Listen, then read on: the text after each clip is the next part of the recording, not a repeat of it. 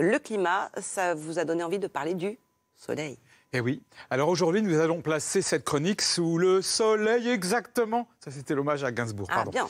Alors, avant, le soleil était un ami. Non, mais c'est très réussi, il faut le dire. Je peux continuer mon texte? Oui, tout à fait. Donc, avant, le soleil était un ami. Mais, depuis quelque temps, il est devenu un ennemi en raison du réchauffement climatique. Donc, je vais vous raconter des histoires de soleil, drôles et moins drôles. Et voici un tableau, un soleil, essentiel dans l'histoire de l'art, mais vraiment très important.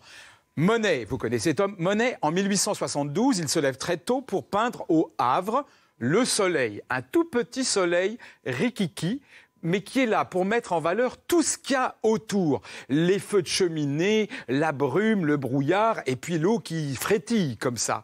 Il peint dans ce tableau 1000 histoires. Le port, l'hiver, le froid. Et pour une expo, on demande à Monet de donner un nom à son tableau. Et comme il y a plein d'impressions dans ce tableau, il dit, appelons-le Impression Soleil Levant. Impression, ça vous dit rien? Eh bien, le mouvement impressionniste vient du nom de ce tableau et de ce petit soleil-là, rikiki. Et l'impressionnisme, ce sont des peintres qui peignent ce qu'ils voient et ce qu'ils ressentent. Ça vous en... Bon, c'est pas grave. En 1886... Si, on suit bien, mais on a pris quelque chose. En Si 1886, je vais c'est vous parler d'un incroyable. homme que vous connaissez tous. Quel tyran. Il est jeune, il est écrasé par l'absence de soleil de sa terre natale, les Pays-Bas, et puis il déteste la Belgique, où il a vécu un moment. Donc il décide de quitter son nord pour rejoindre la lumière, le soleil de France. Ce jeune homme que vous connaissez bien, c'est Van Gogh. Il a peint d'innombrables fois le soleil. Ici, le soleil triomphe dans un champ qui se dore la pilule, tout doré de joie. Le paysan sème, la terre est fertile, tout va bien. Mais avec le réchauffement climatique, les terres brûlées par le soleil deviennent trop sèches pour nourrir les hommes. Le soleil devient notre ennemi. Il brûle. Et regardez ce tableau incroyable d'Arcimboldo. Pour représenter le feu, il décide de peindre un homme en train de brûler. Il peint cette œuvre 5 siècles avant aujourd'hui, alors que le feu brûle l'humanité. C'est l'activité humaine qui conduit au réchauffement climatique, dramatique que nous connaissons. Bien naïf est ce tableau d'Armand Guillemin.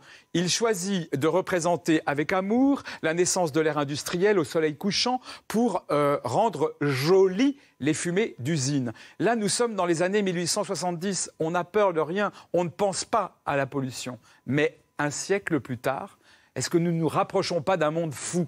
Bientôt, si la pollution empêche de voir le vrai soleil, en arrivera-t-on à le regarder virtuellement sur grand écran, comme ici, place Tiananmen, au cœur d'une des villes les plus polluées de Chine. Cette image. Ah, mais elle est belle, mais elle est effrayante, cette image. Si on ne peut plus regarder le soleil en vrai, mais qu'il faut le regarder à la télé, il y a un problème.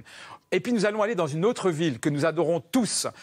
C'est Venise, peinte par ici Félix Ziem, qui a peint des couchers de soleil, des levées de soleil. Il est absolument fou du soleil et de Venise. Mais un jour, on ne pourra plus voir le soleil caresser Venise. En raison du réchauffement climatique, donc de la montée des eaux, l'UNESCO affirme que Venise va disparaître. La question n'étant pas de savoir si cela arrivera, mais simplement quand cela arrivera. Aujourd'hui, des hommes et des femmes sont réunis à Katowice, en Pologne, pour dénoncer les dangers imminents qui menacent la planète. Surconsommation, industrie polluante, gâchis. Ils crient leur inquiétude comme cet homme peint par Munch.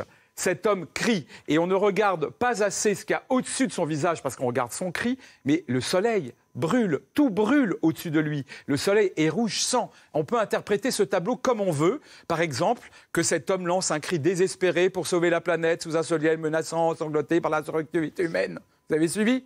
Allez, le réchauffement climatique. Et là, je suis très sérieux. C'est l'effet de serre. La terre brûle, la glace fond, le niveau des eaux monte. Des millions de réfugiés climatiques ont déjà quitté leur terre. D'autres partiront par millions. Et se posera encore et toujours le problème de l'accueil. Et regardez ce collectif à imaginer une série de photos comme celle-ci.